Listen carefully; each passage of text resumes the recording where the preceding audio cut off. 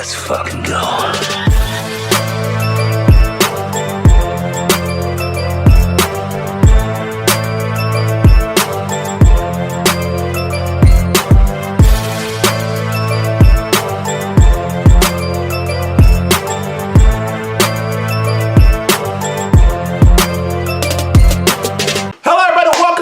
Game Movie Show. My name is Deshaun, and today I'm here to review Daredevil Born Again Season 2, Episode 7. We have gotten to the penultimate episode of Daredevil Born Again Season 2, and things are ramping up. Like, it has been an interesting season of television, because this series has, by all accounts, been a great success from a critical standpoint. It has far and away surpassed Daredevil Born Again Season 1. Daredevil Born Again Season 1 was like an 82% on Rotten Tomatoes. This is a 95%. This is the third highest rated season of Daredevil so far. Highest season of Daredevil. It's got critical acclaim. But unfortunately, and I'm only going to briefly talk about this before I get into the episode, the show's numbers don't reflect the quality of the show. And while some people while some people have their complaints, I do think that the people who are bitching is it's like a small minority,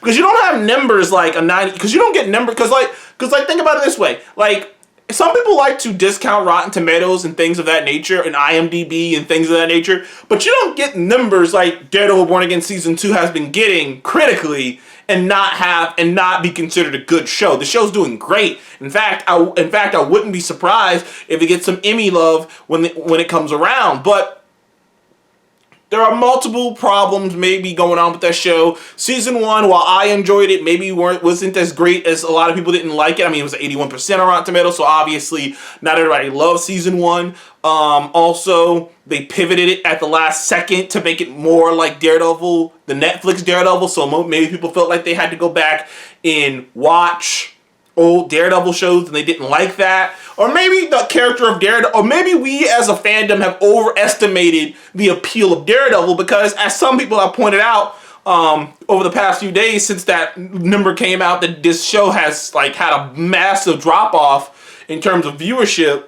from Season 1, is that the Netflix Daredevil also had a massive drop off in Season 3. And many of us, some people think Season 3 is the best season of Daredevil, and that show had a massive drop off, very similar to the way this show did. So maybe, and this is something that I haven't really heard any Daredevil fans talk about, I had to kind of come to terms with that while I'm sitting here thinking about it. I was like, maybe Daredevil just isn't as big as we think he is. That could just be the case. Maybe the Daredevil character himself is just not as big as we think he is. Regardless of which, this was another great episode of Daredevil. It built the tension so well, and it will return of characters. It set up future events, and it also set up this finale to be something interesting. Now, granted, one of the only problems with the show is that because Marvel is currently filming Daredevil Season 3 in New York right now,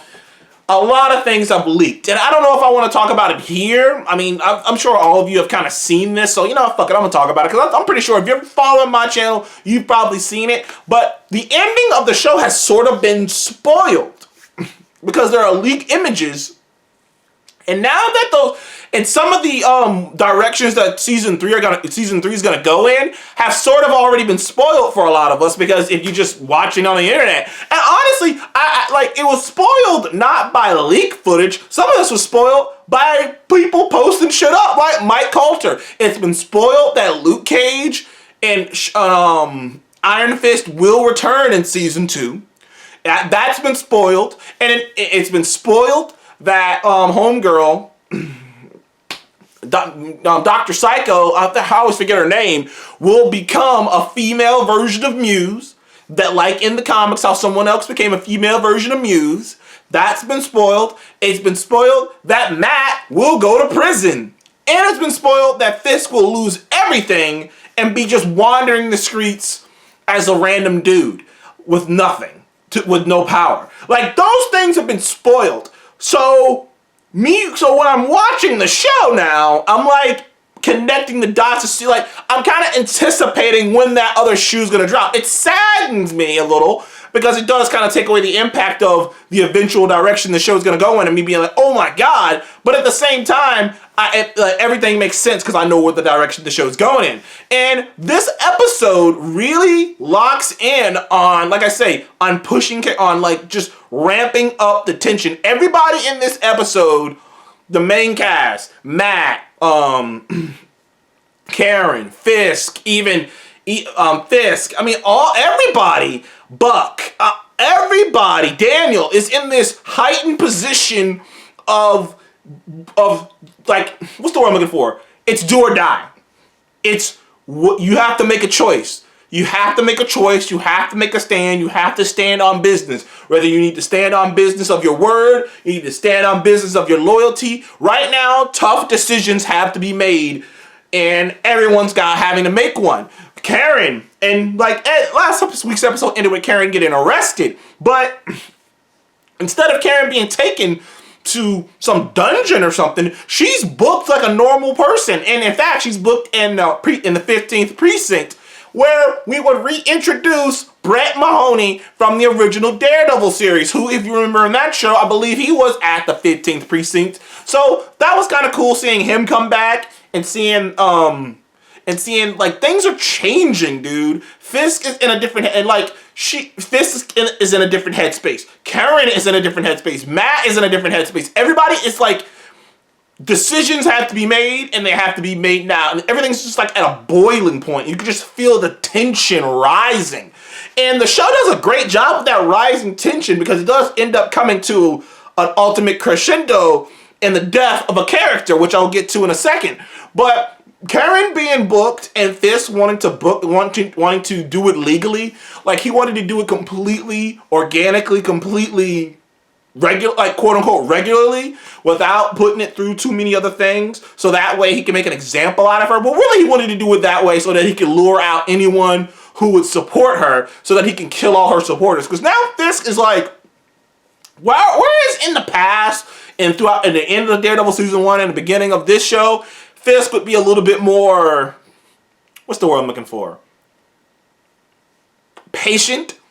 He'd be a little bit more strategic because he had all the cards. He had all the power. He had all the cards. Now everything's falling apart. Now the governor was only going to support him because of his wife. Now his wife's gone. The governor doesn't want to support him anymore, which means she's probably going to come after him. Which means she's probably going to come after him and try to get him out. Now he's lost the faith of the people because the people see him for who he is and the way he's been reacting. Now he is going to bully. He's stealing money he's pretty much stealing weapons from the U.S. government and shit. Like, he's making himself a target. He's going complete scorched earth, and in the process, and because he's going that way, an opportunity opens up. And I kind of knew this was going to happen. I knew this was going to happen a couple episodes back when Vanessa got the fucking glass on her head. I was like, he's not going to be able to control himself, dude. He's going to open the door for him to fuck up everything he has going for him.